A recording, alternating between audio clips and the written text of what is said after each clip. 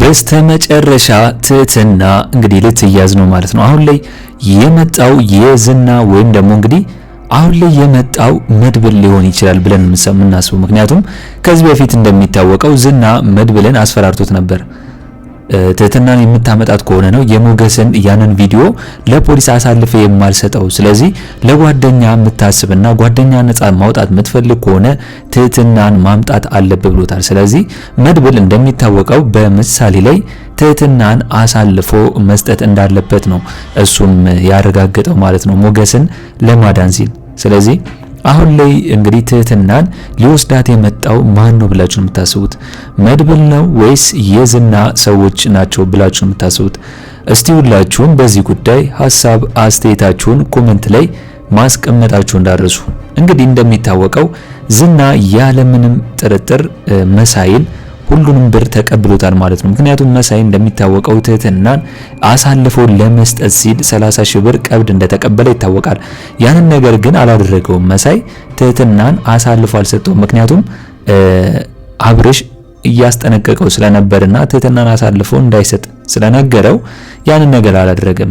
ዝና ደግሞ 30 ሺህ ብሩን ለመሳይ ሰጥቶ መሳይ ያንን ነገር ስላላደረገ ጭራሽ ከ30 ሺህ ብሩ ውጪ ያለውን ብር 170 ሺህ ብር አንድ ላይ 200 ሺህ ብር ነው ከአካውንቱ የወሰደበት ማለት ነው። መሳይ በብር እንግዲህ ሰውን አሳልፎ ወይም ደግሞ ትህትናን አሳልፎ ለመስጠት ሲያስብ ከዝና ጋር የማይገባ ጨዋታ ሲጫወት አሁን ላይ እንግዲህ መሳይ እንግዲህ ከባድ ችግር ነው የደረሰበት ማለት ነው። ምክንያቱም 200 ሺህ ብር ነው ሙሉውን ብር የወሰደበት። ስለዚህ አሁን ላይ መሳይ እንግዲህ በጣም አብዷል። ምክንያቱም ያ ብር እንግዲህ በጣም ለፍቶ እንዳመጣው ነው እየተናገረ ያለው።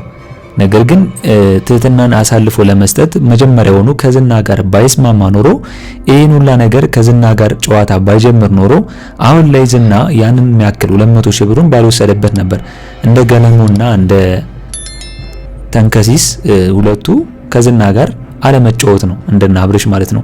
ከና አብርሽ ጎን ቢቆም ኖሮ ይሄኔ መሳይ ያንን ብሩ አይወሰድበትም። ስለዚህ መሳይ እንግዲህ ብሩ በመወሰዱ እንግዲህ ደስ ያላችሁ ሁላችሁም ሐሳብ አስተያየታችሁን ኮሜንት ላይ ማስቀመጣችሁ እንዳረሱ። እንግዲህ ትህትና ክፍል 6 ቶሎ እንዲለቀቅ ሁላችሁም ኮሜንት ላይ ክፍል 6 ቶሎ ይለቀቅልን በማለት ይህንን ቪዲዮ ላይክ በማድረግ ይጀምሩ። እንግዲህ አሁንም ቢሆን መሳይ ያንን ብር ወይም ደግሞ ያንን ገንዘብ ይዞ ትህትናን ለማሳየት ፈልጎ ነበር። ነገር ግን ዝና እንዳለው ከሆነ ሰውየው እንደሞተ ነው። አሁን ላይ የትህትናን ኩላሊት የሚፈልገው ሰውዬ እንደሞተና አሁን ላይ ከዚህ በኋላ ትህትናም እንደማታስፈልግ ነው ለመሳይ የነገረውና መሳይ ላይ ያለውን አካውንቱ ላይ ያለውን ብር በሙሉ እየወሰደበት ማለት ነው። መሳይ በዚህ መልኩ አልጠበቀም ነበር ወይም ደግሞ ዝናን በዚህ መልኩ አላሰበውም ነበር። ከባድ ጨዋታ ነው ከዝና ጋር የተጫወተው። ምክንያቱም ዝና ማን እንደሆነ ስላላወቀ ማለት ነው። ምክንያቱም የሰጠውን ብቻ ሳይሆን ጭራሽ ያለውንም በሙሉ ነው የወሰደበት ማለት ነው። ይሄ ደግሞ መሳይ ባደረገው መጥፎ ተግባር ወይም ደግሞ እዛው ትህትናን ለመሸጥ ስላሰበ ወይም ደግሞ በዛ ብር እንግዲህ ሊወስዳት ዝና እንዳሰበ ስለተስማማ ነው፣ አግሪመንት ስለነበረው ነው። ስለዚህ መሳይ በብር ነበር እንግዲህ ትህትናን ለመሸጥ ያሰበው። የባሰ ያንን ብር ነው ዝና ሙሉ በሙሉ እየወሰደበት ማለት ነው። ስለዚህ አሁን ላይ መሳይ እንግዲህ በዛ ንዴት ወይም ደግሞ በዛ ድንጋጤ የያዘውን በሙሉ መርዙን ከኩሽና ሄዶ ወስዶ ጠጥቷል ማለት ነው። እንግዲህ ራሱንም ስለሚፈልግ መሞትም ስለማይፈልግ እንደገና ደግሞ እና አብርሽና እነ የግሌ እንዲያዩት ነው ያችን ትንሽ መርዝ ግማሿን ጠጥቶ እዛው ጋር ብሬን ተቀበሉልኝ እያለ እየጮየ የነበረው ማለት ነው። ስለዚህ አሁን ላይ አብርሽ አሁንም ቢሆን እንግዲህ ከዝና ጋር በምን መልኩ እንደተገናኘና እንዴት ዝና እሱን ለይቶ ይህንን ነገር ሊያስጨንቀው ቻለ የሚለውም በጣም አናዶታል። ምክንያቱም ሁሉም ሰው እንግዲህ ትህትናን እዚህ ቤት እንድትኖር ፈቅዶ ነበር፣ እሱም ቢሆን ፈቅዶ ነበር። መሳይ እኮ ትህትና ሊደፍራትም ነበር። ምክንያቱም የግሌን ገና እንደገባች ሊደፍራትም እንደነበር ስለሚያውቁ፣ ተንከሲስ ደግሞ የመሳይን ሁሉን ነገር ስለሚያውቅ ክፋትና ተንኮሉን ስለሚያውቅ አሁን ላይ የሱም በራሱ ላይ ደረሰ ማለት ነው። መሳይ አሁን ላይ በራሱ ላይ ነው የደረሰው። ያለውን ሀብት ንብረት ወይም ደግሞ ያለችውን ሞባይል ያለችውን ሙሉ ገንዘብ ስለወሰደበት ማለት ነው። አሁን ላይ ያ ገንዘብ እስካልተመለሰ ድረስ እሱ ጤነኛ እንደማይሆንና በሽተኛ እንደሆነ ነው መሳይ እየተናገረ ያለው። ነገር ግን አሁን ላይ የመጣው ማን ነው? ትህትናን ፈልጎ የመጣው ማን ይመስላችኋል? ምክንያቱም የግሌ እንግዲህ ያ ቤት ከተንኮሻኮሸ በኋላ ወይም ደግሞ ያ ሰውዬ በቤት ውስጥ ከገባ በኋላ ደንግጣለች። ለአብርሽም ሜዳ ብትናገር ለተንከሲስ ሜዳ ብትናገር ማንም ሊሰማት አልቻለም። ነገር ግን ያ ሰውዬ እንግዲህ በዛ ሌሊት ወደ መሳይ ቤት በመሄድ ወደ ተንከሲስ ቤት በመሄድ የትህትና ቦታ የት እንዳለ እየጠየቃቸው ነበር። እንግዲህ ወደ መሳይ ቤት ከሄደ በኋላ የዝና ሰው መስሎት ነበር። ምክንያቱም ብሩን ስለተቀበለው እንደገና ደግሞ አሁን ላይ ትህትናን ያለችበትን አሳየን ሲለው ለማሳየት ደቂቃ አልፈጀበትም። ምክንያቱም ያውቀዋል ከዚህ በኋላ ህይወቱን እንደሚነጥቀው ነው። ብሩን ከተቀበለው በኋላ አሁን ደግሞ የቀረው ህይወቱ ስለሆነ ህይወቱን ይነጥቀኛል ወይም ደግሞ ህይወቴን ያለኝን ነፍሴን ይነጥቀኛል ብሎ ነው ቶሎ ቦታውን ያሳየው ማለት ነው። ስለዚህ አሁን ላይ ዝና እንግዲህ መድብልን ባስፈራራው መሰረት ሞገስን እንግዲህ አሳልፌ ነው የምሰጥብህ፣ ምክንያቱም ቪዲዮ ስለቀረጸውና ስለያዘ በዛ ቪዲዮ ነው እያስፈራራ ያለው። ምክንያቱም አሁን ላይ ቢሆን ጠበቃው እንዳልሞተ አላወቁም። ማንም ያወቀ የለም።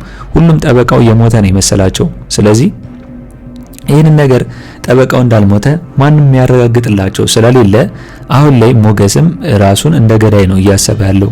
በቃ ምክንያቱም መድብል ሄዶ ቤተሰብ አረጋግጧል። ቤተሰቦቹ የጠበቃው እንደሞቱ ነው የተናገረው። ስለዚህ እነሱም እያለቀሱ ስለሆነ ያው ጠበቃው እንደሞተ ነው የሚያውቁት። መድብልም ያረጋገጠው እሱ ነው ለሞገስ የነገረው። ስለዚህ ሞገስ አሁን ላይ ራሱ እንደ ገዳይ እያሰበ ስለሆነ መድብል ባዘጋጀለት ቤት ነው ያስቀመጠው፣ ራቅ አድርግቶ ማለት ነው እንዳይገናኙ። ነገር ግን አሁን ላይ በስተመጨረሻ ችግሩ ምንድነው? አሁን ላይ ትህትናን እፈልጋለሁ ብሎ የመጣው ሰው ነው ማለት ነው። ማን ነው ትህትናን ለመውሰድ የፈለገው? እንግዲህ የግሌ ከአብርሽ ጋር ለማደር ወይም ደግሞ አብራ ለመሆን ፈርቻለሁ ብላ አብራ ለመሆን ትፈልጋለች። እንደገና ደግሞ ትፈራዋለች። እሱንም እንደመሳይ አንተም እንደመሳይ እንትን ብትለስ በማለት ማለት ነው። ጭራሽ አብርሽ ያላሰበው ነው ሁላ ነገር ግን በስተመጨረሻ ያ ሰውዬ እንደገባ ወይም ደግሞ እዛ ቤት የማይታወቅ ሰው እንደገባ ተንከሲስ ለአብርሽ ደውሎለት አንቅቶታል ማለት ነው። ስለዚህ መሳይ ጋርና እንደገና ተንከሲስ ጋር ደርሷል። አሁን የቀረው ሰውየው ገለሞ ጋርና እንደገና ደግሞ አብርሽ ጋር ነው አንዳንድ እያለ የሚደርሳቸው ማለት ነው። የትህትናን ቤት እስከሚያገኝ ድረስ ያው ቤቱን እየገባ እያስጠነቀቃቸው ነው እዛው እንዲተኙ ያደረገ ያለው። ስለዚህ አብርሽ ከተነሳ በኋላ ከዛ ሰውዬ ጋር የሚገጥሙን ይመስለኝ። ያ ሰውዬ በኔ በኩል መድብል ነው። በቃ ሌላም ይሁን ማንም አይችልም ብዬ ነው ማስበው። እንግዲህ አራት ናቸው። ዝና አልመጣም። ያንን ሰውዬ ለአራት መቅጠም ያቅታቸዋል ብዬ አላስብም። የግሌ እንኳን ብትወጣ ሶስቱ ገለሞ፣ አብርሽና ተንከሲስ ለሶስቱ ነው አሁን ላይ የመጣውን ወይም ደግሞ ትህትናን ለመውሰድ ያኮበኮበውን መያዝ አለባቸው ብዬ ነው ማስበው። ምክንያቱም ለዝና ደውሎ ሰውየው ወይም ደግሞ የዝና ተቀጣሪ እንግዲህ እየተከታተለ እንደሆነና አሁን ላይ እዛ ቤትም እንደሚገባ ከዝና ጋር እያወሩ ነበር ማለት ነው። ስለዚህ አሁን ላይ ትህትናን ከመውሰዱ በፊት ሁሉም ተነስተው እንግዲህ ሰውየውን መቅጠም አለባቸው ብዬ ነው ማስበው። ነገር ግን አሁን ላይ በዛ ሌሊት የመጣው ሰውዬ ማን ነው ብላችሁ ነው የምታስቡት? መድብል ነው ወይስ የዝና ተላላኪ ሰው ነው ብላችሁ የምታስቡት? እስቲ ሁላችሁም በዚህ ጉዳይ ሐሳብ አስተያየታችሁን ኮሜንት ላይ ማስቀመጣችሁን እንዳረሱ። ወይም ደግሞ እንግዲህ እንደ ሐሳብ አሁን ላይ ገለሞ ያንን ልብስ ተሸፍኖ እያስፈራራቸውስ ቢሆንስ? ምክንያቱም እንግዲህ ማን ከሃዲ ማን ደግሞ ትክክለኛ ሰው እንደሆነ ለማወቅ ቢሆንስ ገለሞ ቢሆንስ ብላችሁ አስባችኋል? እያስፈራራቸው አውቁ ማለት ነው።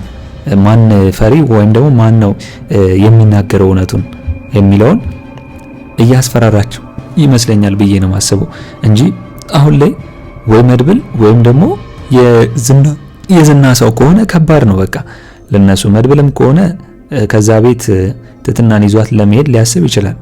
ምክንያቱም ይህንን ነገር ካላመጣ ወይም ደግሞ ትህትናን ይዟት ካልሄደ ለዝና አሳልፎ ካልሰጠው እንደሚታወቀው ሞገስን አሳልፎ እንደሚሰጥበት ነው የተነገረው። ስለዚህ አሁን ላይ ማን ከሃዲ ማን ደግሞ ትክክለኛ ሰው መሆኑን ገለሞ እንዳይሆን እዛው ጓደኛቸው እየተጫወተባቸው እንዳይሆን ብዬ ነው ማስበው። እስኪ እናንተስ በዚህ ጉዳይ ምን ይመስላችኋል? ሐሳብ አስተያየታችሁን ኮሜንት ላይ ማስቀመጣችሁ እንዳረሱ። እንግዲህ በኔ በኩል የዛሬው አስተያየቴ የሚመስል ነበር። ትህትና ክፍል 6 ቶሎ እንዲለቀቅ ሁላችሁም ኮሜንት ላይ ትህትና ክፍል 7 ቶሎ እንዲለቀቅ ሁላችሁም ኮሜንት ላይ ክፍል 7 ቶሎ ይለቀቅልን በማለት ይሄንን ቪዲዮ ላይክ በማድረግ ይጀምሩ። እንግዲህ ትህትና ክፍል 7 ቶሎ እንደተለቀቀ እኛም በኮሚኒቲ ፖስታችን ስር ወዲያው ለእናንተ የምናስቀምጥላችሁ ይሆናል ማለት ነው። ለቻናል አዲስ ከሆናችሁና ሰብስክራይብ እስካሁን ያላደረጋችሁ ካላችሁ ሰብስክራይብ በማድረግና የደውል ምልክቱን በመጫን ቤተሰብ እንድትሆኑን በአክብሮት እንጋብዛለን።